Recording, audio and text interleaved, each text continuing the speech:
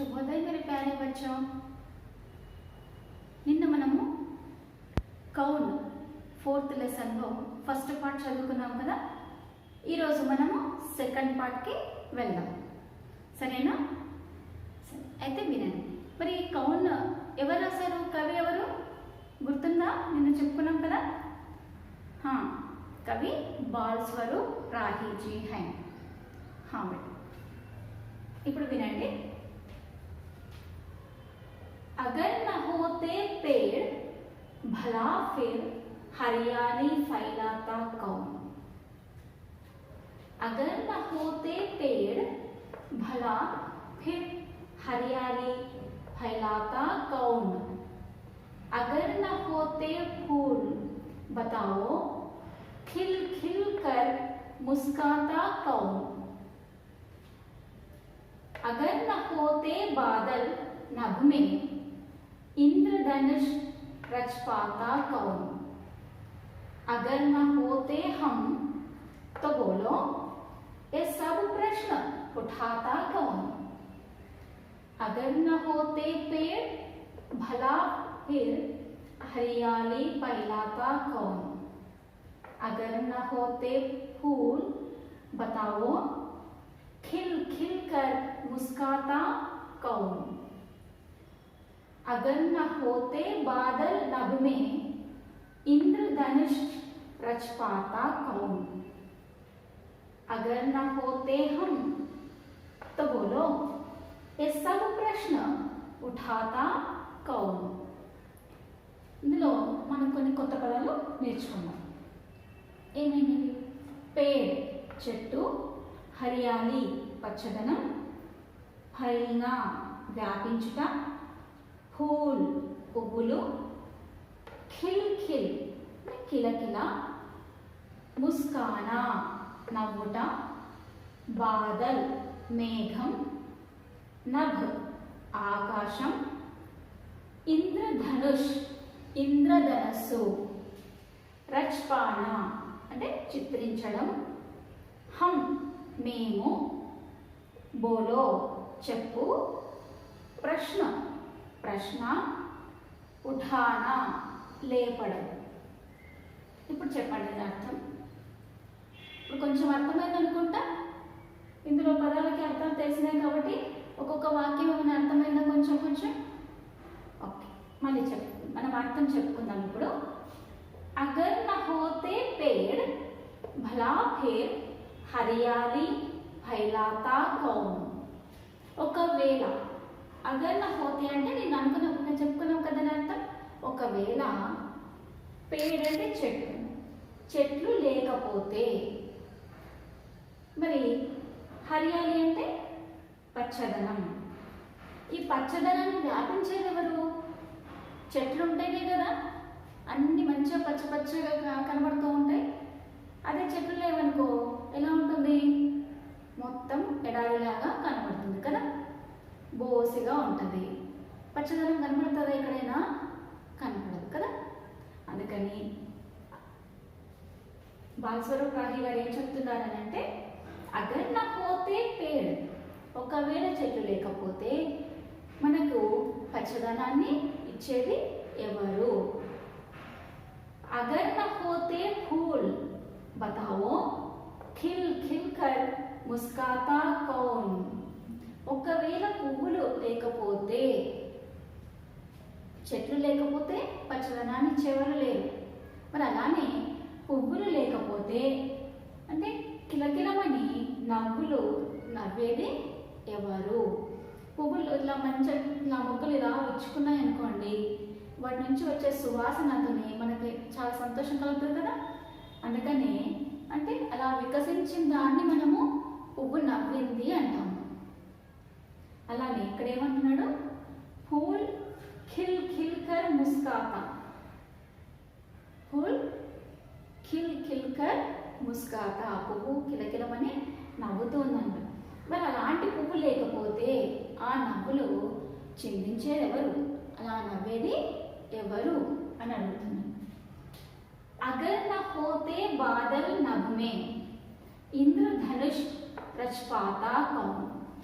अगर न होते హోతే బాదల్. ఒకవేళ మేఘాలు లేవనుకో, బాదల్ అంటే ఏమనుకున్నాం? మేఘం అనుకున్నాం కదా.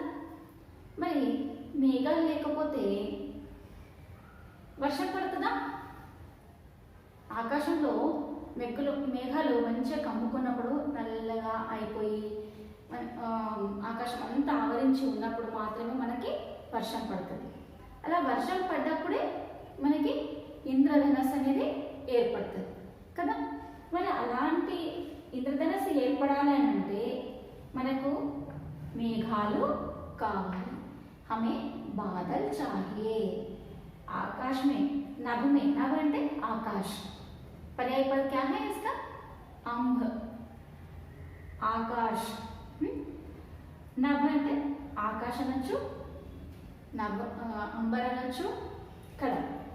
అయితే బాదల్ ఈ మేఘం అనేది ఆకాశంలో కనుక లేకపోతే మనకి ఇంద్రధనస్సుని రచించేది ఎవరు? ఇలా ఇంద్రధనస్సు మంచి ఇలా చిత్రించేది ఎవరు? ఎవరు చిత్రిస్తారు? ఎలా ఏర్పడుతుంది ఆకాశంలో? మనం పేపర్ పైన అయితే వైట్ పేపర్ ఉందనుకోండి, మంచిగా అన్ని కలర్స్ తీసుకుంటాము, ఇంద్రధనస్సుని డ్రా చేస్తాం అందంగా కదా. మరి అలా ఆకాశంలో ఇంద్రధనస్సు ఏర్పడాలంటే ఏం కావాలి? इंद्रधनुष रच पाने के लिए क्या होना? हाँ, नभ में बादल होना. बादल रहे तो ही हमें इंद्रधनुष मिलता.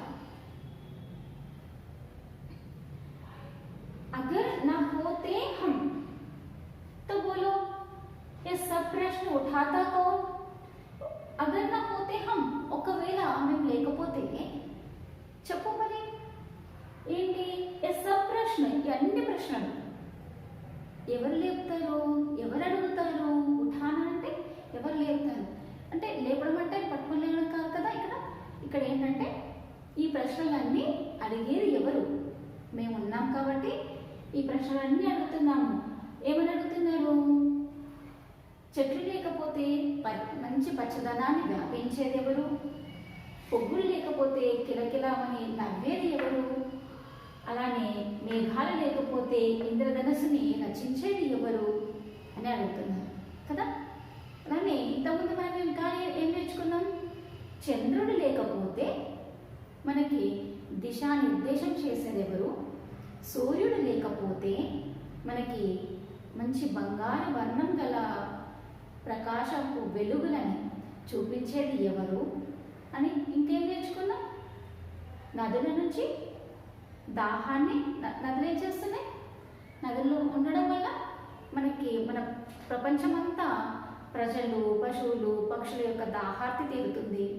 అలానే పర్వతాల వలన మనకి మంచి మంచి సెలయేరులు ప్రవహిస్తూ ఉన్నాయని నేర్చుకున్నాం కదా.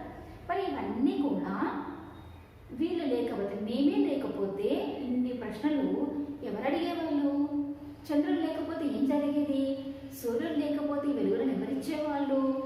నదులు లేకపోతే తీయటి నీళ్ళని ఎవరిచ్చేవాళ్ళు?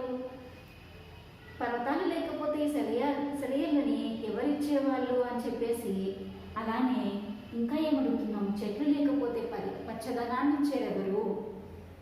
పువ్వులు లేకపోతే కిలకిలమని నవ్వేది ఎవరు? మేఘాలు లేకపోతే ఇంద్రధనస్సుని ఏర్పరిచేది ఎవరు? అసలు మేమే లేకపోతే ఇన్ని ప్రశ్నలు అడిగేది ఎవరు అని పిల్లలు, అబ్బాయి అమ్మాయి ఉన్నారు కదా, వాళ్ళిద్దరూ అడుగుతున్నారనమాట. ఆ పిల్లల రూపంలో మనకి ఇంత మంచి కవితని బాలస్వరూప్ రాహి గారు అందించారు. మళ్ళీ మనం ఒక్కసారి కవిత చదువుకుందాం. నాతో పాటు మీరు కూడా అనండి. दोहराते ना मेरे साथ दोहराइए. अगर न होते पेड़ भला फिर हरियाली फैलाता कौन? अगर न होते फूल बताओ खिल खिल कर मुस्काता कौन? अगर न होते बादल नभ में इंद्रधनुष रच पाता कौन? अगर न होते हम तो बोलो ये सब प्रश्न उठाता कौन? बच्चों, अब तक हम 4 चरणों के अर्थ పढ़ चुके थे ना। ఇప్పటిదాకా మనం 4 చరణాల యొక్క అర్థాలని చదువుకున్నాం కదా। अब हम एक्सरसाइज के अंतर्गत सुनो बोलो పడేండి। ఇప్పుడు మనకి లెసన్ వెనకాల ఇచ్చినటువంటి ఎక్సర్సైజెస్ ఉన్నాయి కదా, వాటిల్లో మొదటి భాగమైనటువంటి సునో బోలో, వినండి చెప్పండి అని। అందులో మొదటి ప్రశ్న ఏముంది? पहला प्रश्न, पाठ में दिए गए चित्रों के बारे में बातचीत करो। అంటే పాఠంలో ఇచ్చినటువంటి చిత్రాల గురించి మనము మాట్లాడుకోవాలి। అయితే మనం ఇందాక ఆ పాఠం చదివేటప్పుడు ఇలా క్వశ్చన్ మార్క్ ఉన్నటువంటి బొమ్మ చూసాం కదా। ఆ క్వశ్చన్ మార్క్ దాంట్లో చాలా రకాలైనటువంటి చిత్రాలు ఇచ్చారు। అవి ఏమేమి ఇచ్చారో మనం చూద్దాం। ఇప్పుడు అదే అడుగుతున్నారనమాట, పాఠ మే దియే గయే చిత్రం కే బారే మే బాత్చీత్ కరో, పాఠంలో ఇచ్చినటువంటి చిత్రాల గురించి మాట్లాడండి అని। ఏమేమి ఇచ్చారో చూద్దాం। कौन पाठ के अंतर्गत चित्र में प्रश्नवाचक चिन्ह के रूप में प्राकृतिक चित्रों को सुंदर ढंग से दिखाया गया। इसमें बादल, पेड़, पर्वत, उगता सूरज, पक्षी, नदी, चमकते चांद, तारे, इंद्रधनुष, पर्वतों के बीच में से बहने वाला झरना, फूल आदि है। क्या क्या है इसमें? రంగురంగుల చిత్రాలు ఉన్నాయి కదా, అందంగా మనకి చూపించారు కదా। అందులో ఏమేమి ఉన్నాయంటే బాదల్ మేఘాలు, పేడ్ చెట్లు, పర్వతాలు, ఉగుతా సూరజ్ ఉదయిస్తున్నటువంటి సూర్యుడు, పక్షులు, నదులు, చమక్తే చాంద్ ప్రకాశిస్తున్నటువంటి చంద్రుడు, తారే నక్షత్రాలు, इंद्रधनुष, पर्वतों के बीच में से बहने वाला झरना, पर्वताల మధ్యన నుంచి జాలువారేటువంటి సెలయేళ్ళు, फूल పువ్వులు ఆది హై మొదలైనవన్నీ ఉన్నాయి। రెండవ ప్రశ్న, दूसरा प्रश्न, नदियों से हमें क्या लाभ है? नदियों से हमें क्या लाभ है? नदियों से हमें बहुत लाभ है। చాలా రకాలైనటువంటి లాభాలు ఉన్నాయి కదా, నదుల వలన మనకి ఏమేమి లాభాలు ఉన్నాయని అడుగుతున్నారు। ఏమేమి లాభాలు ఉన్నాయి? చాలా లాభాలు ఉన్నాయి కదా। ఏమేంటి అంటే, इसके पानी खेती के लिए बहुत लाभ है। हम पशु पक्षी सभी जीव राशि प्यास बुझाने के लिए भी नदी के पानी चाहिए। कपड़े धोने के लिए, अच्छे पकवान के लिए और हमारे शरीर के शुद्धता के लिए भी चाहिए। देने కావాలి మరి దీని యొక్క నీరు ఖేతీకే లియే, పొలాల కోసం। ఎందుకు? మంచి మంచి పంటలు పండాలి అని అంటే నీరు అవసరం। అందుకని నది యొక్క నీళ్ళని మనము పొలాలని అంటే పంటలు పండించడానికి వాడుకుంటూ ఉంటాము। అలానే మనము తర్వాత మళ్ళీ మనతో పాటు ఇంకా ఏమున్నాయి? పశువులు, పక్షులు, సభీ జీవరాశి అన్ని జీవరాశులు, చీమలు కానీ ఇంకా ఏమన్నా అంటే పశువులు పక్షులే కాకుండా ఇంకా చాలా రకాలైనటువంటి జీవరాశులు ఇంకా ఉన్నాయి కదా, కోటాను జీవరాశులు ఉన్నాయి కదా। ఆ జీవరాశులు అన్నిటి యొక్క దాహము తీర్చడానికి, ప్యాస్ బుఝానే వాటి యొక్క దాహాన్ని తీర్చడానికి నదికే పానీ చాహియే, నది యొక్క నీరు మనకు అవసరం।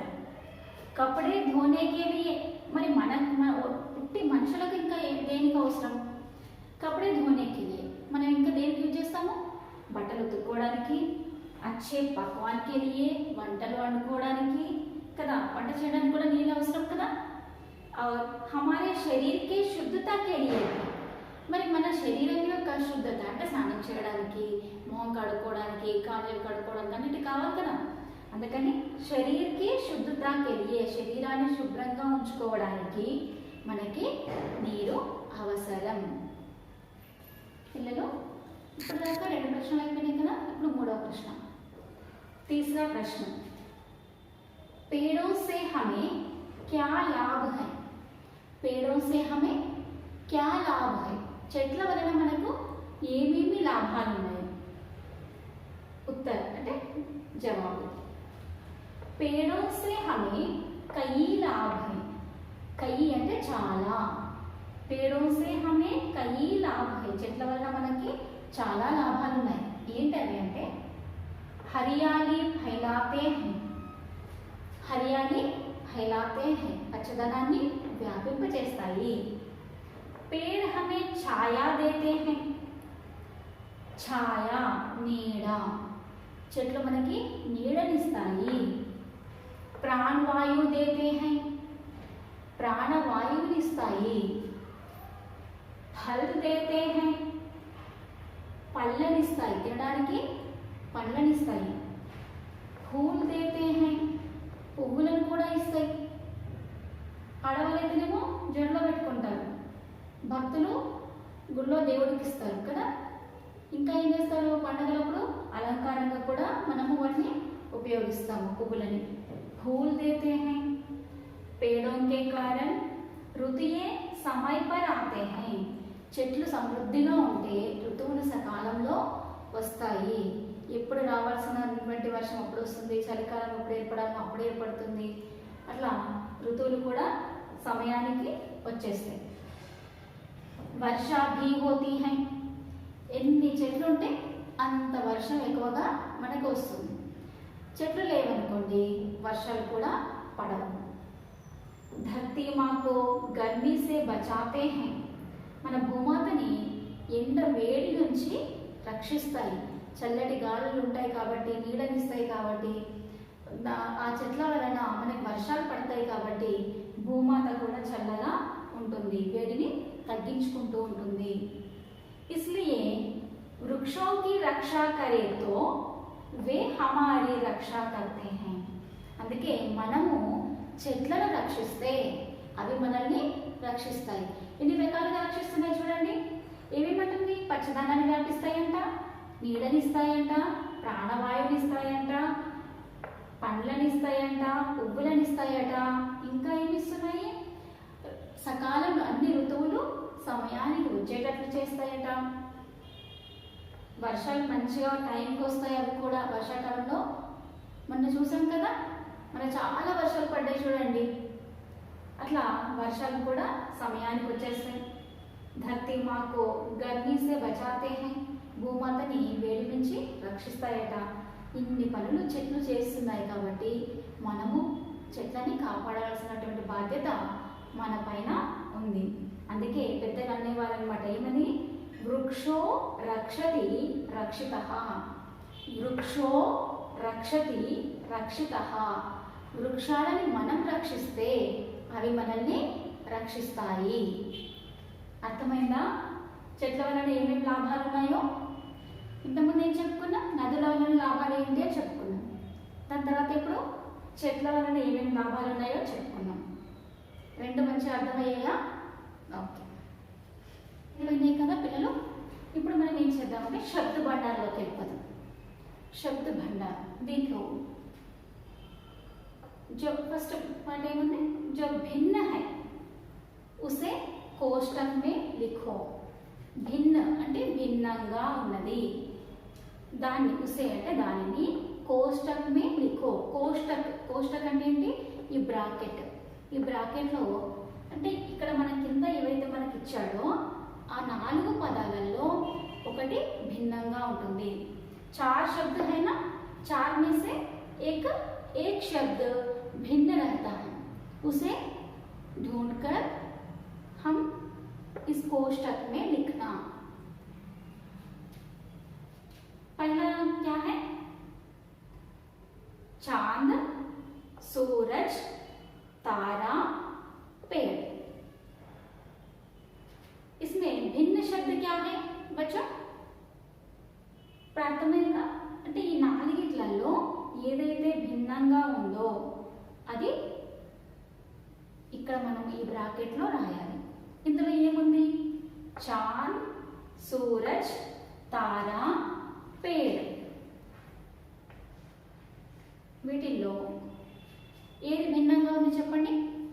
చాంద్, చంద్రుడు ఎక్కడ ఉంటాడు? ఆకాశంలో. సూర్యుడు ఎక్కడ ఉంటాడు? ఆకాశంలో. తారా, నక్షత్రాలు ఎక్కడ ఉంటాయి? ఆకాశంలో ఉంటాయి. పేడ్ ఇది ఎక్కడ ఉంటుంది? భూమి మీద ఉంటుంది కదా. మరి ఇప్పుడు ఈ నాలుగిట్లలో భిన్నంగా ఉన్నది ఏంటి? పేడ్, భూమి మీద ఉండేది. అంటే ఈ మూడు కూడా ఒకటే దగ్గరగా ఉన్నాయి, ఆకాశంలో ఉన్నాయి. ये सब ये 3 90 है और ये एक शब्द ये पेड़ धरती पर है, इसलिए ये भिन्न शब्द हैं. पेड़.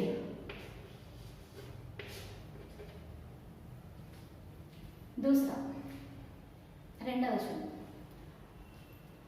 पर्वत, झरना, नदी, तालाब. पर्वत माने పర్వతము, झरना సెలయేరు, నది నది, తాలాబ్ చెరువు. ఈ మూడు కూడా నీటికి సంబంధించినవి. ఇది ఒకటి పర్వతం అంటే రాయికి సంబంధించింది కాబట్టి ఈ నాలుగిట్లలో ఈ మూడిటి కాకుండా ఇది ఒక్కటి మాత్రం భిన్నంగా ఉంది. पर्वत भिन्न शब्द है.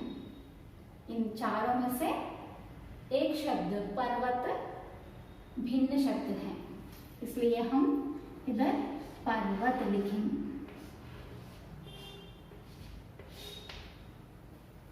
ठीक है ना. तीसरा बादल, पशु, नभ, इंद्रधनुष. बादल, पशु, नभ, इंद्रधनुष. इसमें भी भिन्न शब्द क्या है इसमें? हाँ ठीक कहा आपने, पशु. कैसे पहचाना? ఎలా గుర్తుపెట్టారు?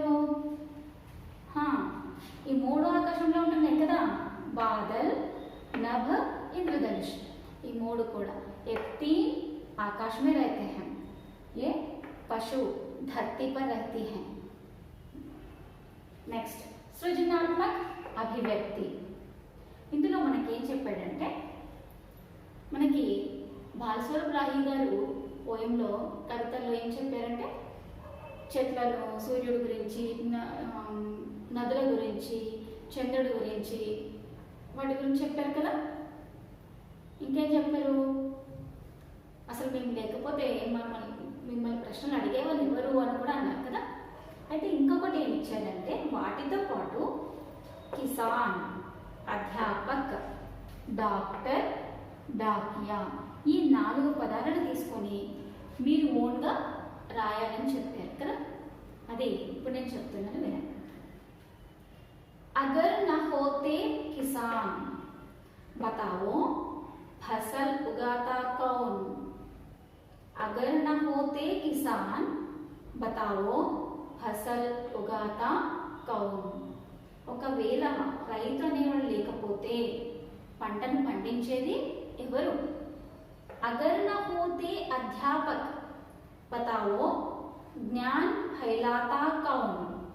अगर न होते अध्यापक बताओ ज्ञान फैलाता कौन. ఒకవేళ ఉపాధ్యాయుడు లేకపోతే మనకి జ్ఞానాన్ని వ్యాపింపచేసేది ఎవరు? अगर न होते डॉक्टर बताओ चिकित्साकर्ता कौन. अगर न होते डॉक्टर बताओ चिकित्साकर्ता कौन. ఒకవేళ డాక్టర్ లేకపోతే ఏం జరుగుతుంది? మనకేమైనా జబ్బు పడింది అనుకో చికిత్స చేసేవాళ్ళు ఎవరు? ఏ రోగం వచ్చినా మనం చికిత్స చేసేవాళ్ళు ఎవరు ఉండరు, అందుకని డాక్టర్ గారు కావాలి. అగర్ నా హోతే డాకియా, ఒకవేళ డాకియా అంటే పోస్ట్ మ్యాన్ లేకపోతే, చిట్టి घर घर देता कौन, अगर न होते डाकिया,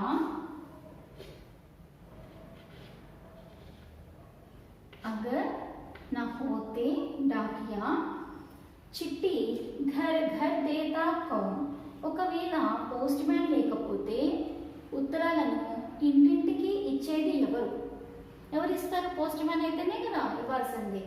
నువ్వు వెళ్ళి చిరాపో అంటే ఇస్తావా? వేరే వాళ్ళు ఎవరైనా ఇవ్వమంటే ఇస్తారా? ఇవ్వరు కదా. అందుకని ఈ ఉత్తరాలను పంచేది ఎవరు అని అంటే పోస్ట్ మ్యాన్. కాబట్టి ఆయన కనుక లేకపోతే మనకు ఎవరిస్తారు అని మనం మళ్ళీ ఒకటి సృజనాత్మక అభివ్యక్తి కింద రాసుకున్నాము. అర్థమైందా పిల్లలు? సరే, ఇవన్నీ కూడా మీరు ఇప్పుడు నేనైతే ప్రశ్నలు, శబ్దభండార్, సృజనాత్మక అభివ్యక్తి ఇవన్నీ ఇచ్చానో మీరు నీట్గా గుండ్రంగా మీ నోట్ పుస్తకాల్లో రాసి చూపించండి. నోटबुकలో लिख के बताइए मुझे, ये सब लिखना, लिखते हैं ना? हाँ लिखिए, अच्छा बच्चा है ना? धन्यवाद. Thanks for watching. Subscribe to my channel for more videos.